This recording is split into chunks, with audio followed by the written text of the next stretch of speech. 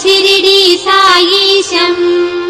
श्री अत्रि सुनन्दनावतारम् सर्वङ्कष सन्मतमतसारम् मदमोह निवारण भवतरणम् विजयी भव शिरिडी साईशम् वरद्वारकमायी मध्य स्थितम् करुणालय पावन मन्दस्मितम् भिक्षाक्षय पात्रा हस्तगतम् विजयी भव शिरिडी साईशम् वरद्वारकमायी मध्य स्थितम् करुणालय पावन मन्दस्मितम् भिक्षाक्षय पात्रा हस्तगतम् विजयी भव शिरिडी साईशम् अनसूय तनूभव चिद्भावम् काषाय कफनिधर शिवरूपम् सितभस्मालङ्कृत जितकामम् विजयी भव शिरिडी साईशम् अनसूय तनूभव चिद्भावम् काषाय कफनिधर शिवरूपम् सितभस्मालङ्कृत जितकामम् विजयी भव शिरिडी साईशम् अभयम् शुभदम् कमनीयकरम् रजनीकरचारुमुखाम्बुरुहम् अज्ञानारण्यतमोमिहिरम् महनीयमहम् श्री साईमये अभयम् शुभदम् कमनीयकरम् रजनीकरचारुमुखाम्बुरुहम् अज्ञानारण्यतमोमिहिरम् महनीयमहम् श्री साईमये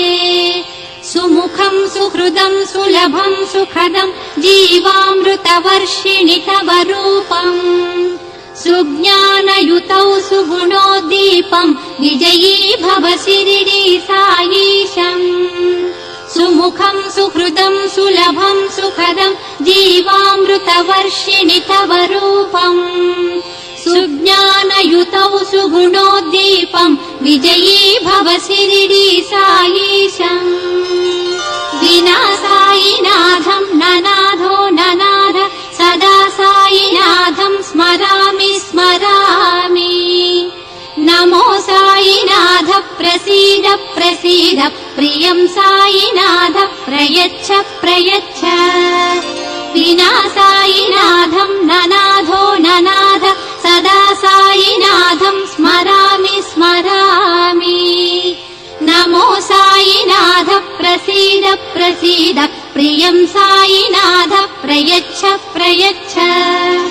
सदा सत्स्वरूपम् चिदानन्दकन्दम् जगत्सृष्टिहेतुम् छिद्रव्यामोहबन्धम्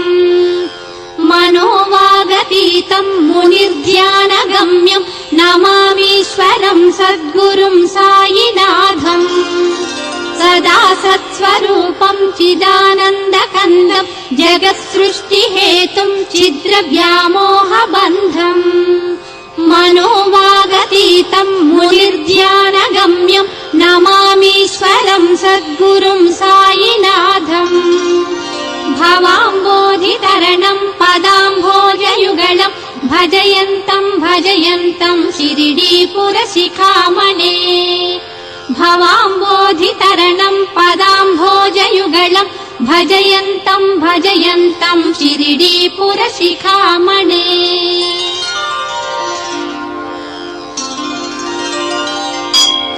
श्री शिरिडी निवासाय महनीय गुणात्मने भक्तेष्टदान निरताय साईनाथाय मङ्गलम् श्री शिरिडी निवासाय महनीय गुणात्मने भक्तेष्टदान निरताय साईनाथाय मङ्गलम् अभयाङ्कितहस्ताय सदा वरप्रदायिने अनाथ जननाथाय शिरिडीनाथाय मङ्गलम् अभयाङ्कितहस्ताय सदा वरप्रदायिने अनाथ जननाथाय शिरिडीनाथाय मङ्गलम् परमकल्याण पावन चरिताम् सुरपूजिताम् अनन्त जीवरूपाय साईनाथाय मङ्गलम् परम कल्याण पावन चरितां सुरपूजिताम् अनन्त जीव रूपाय साईनाथाय मङ्गलम् श्रित परिरक्षणालोक कृपा वीक्षण चक्षुषे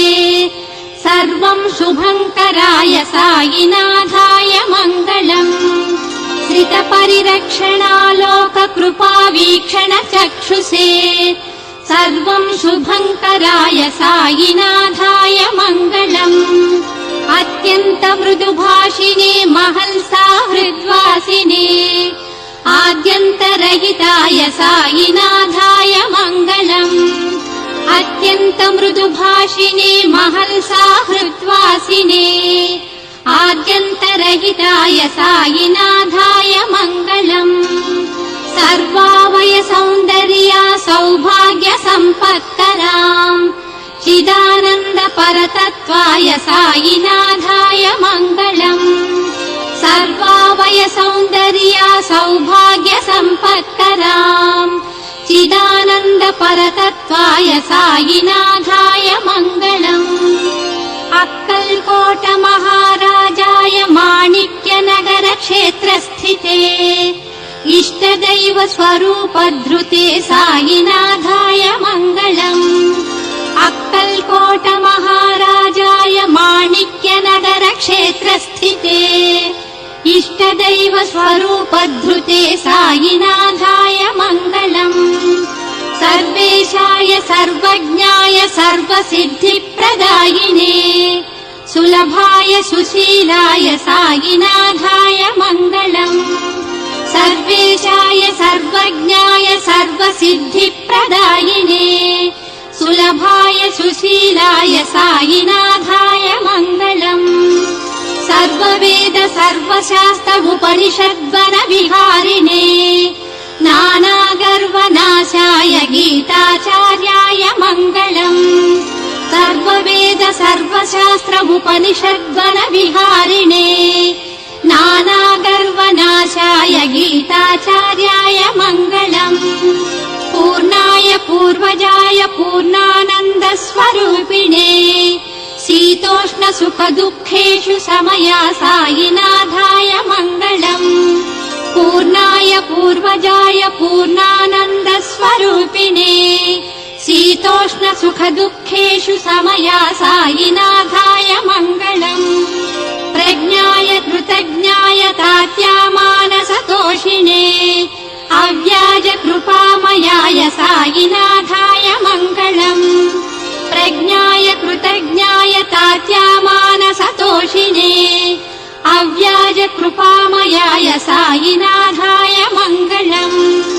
लोकपते क्रोधजिते दासगणुस्तुवन्ते चन्दोर्करादि भक्तपालनाय साईनाथाय मङ्गलम् लोकपते क्रोधजिते दासगणुस्तुवन्ते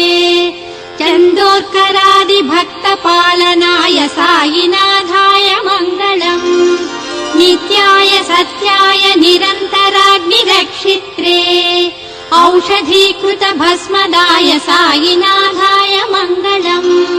नित्याय सत्याय निरन्तराग्निरक्षित्रे औषधीकृत भस्मदाय साईनाथाय मङ्गलम् परमात्मने परमेष्ठिने पापतापौघहारिणे परमार्थ निवेदकाय साईनाथाय मङ्गलम् परमात्मने परमेष्ठिने पापतापौघहारिणे परमार्थ निवेदकाय साईनाथाय मङ्गलम् सत्यवचे सत्त्वगुणे सदाचार परायणे समर्थ सद्गुरु श्रेष्ठाय साईनाथाय मङ्गलम् सत्यवचे सत्त्वगुणे सदाचार परायणे समर्थ सद्गुरु श्रेष्ठाय साईनाथाय मङ्गलम्।